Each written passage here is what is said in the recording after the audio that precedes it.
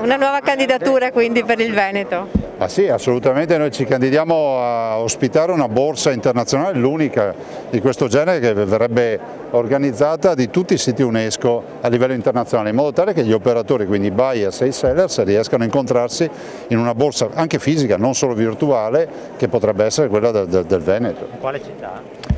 Sulle città decideremo, poi è una questione di spazi, non dimenticatelo che stiamo parlando di centinaia di siti UNESCO, si va dalle incisioni rupestri dell'Azerbaigian alle cascate del Niagara, alle piramidi d'Egitto, alle colline del Prosecco, all'Urbs Picta di Padova e molto altro ancora. Questi ultimi anni sono stati determinanti proprio per le nuove candidature ottenute, l'ultima quella del Grappa, ci si vedono già delle ricadute? Noi abbiamo 9 siti UNESCO importanti, quelli del club, diciamo, dei grandi siti UNESCO. Grappa è in un'altra categoria, che è quella del patrimonio della biosfera. C'è da dire che le ricadute si vedono dal punto di vista turistico, anche perché c'è un contingente di cittadini del mondo che visita i territori, ovviamente partendo dai siti UNESCO, che non sono altro che la certificazione del fatto che ne vale la pena di fare la visita. Veneto frontiera per la terza dose, che sarà una grande sfida, e però abbiamo visto alcune persone che appunto anche in questo caso si rifiutano il vaccino, magari perché hanno avuto qualche complicazione proprio tra le persone che hanno immunosoppressione.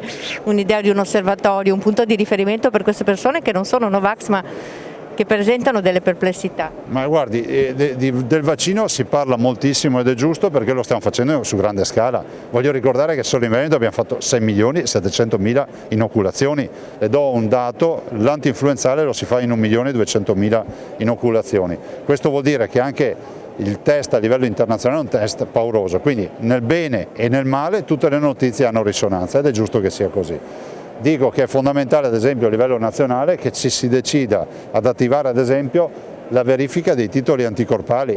Io capisco che è un lavoro poderoso, però è altrettanto vero che ci sono persone che hanno avuto il Covid che si stanno chiedendo se vale la pena farsi una dose di vaccino oppure no. E allora forse, se si può scientificamente definire questo con i titoli anticorpali, potrebbe essere un'ulteriore frontiera da scandagliare. Ricordo che io sono per la volontarietà all'accesso ai vaccini, non per l'obbligatorietà, ma lo sono da anni.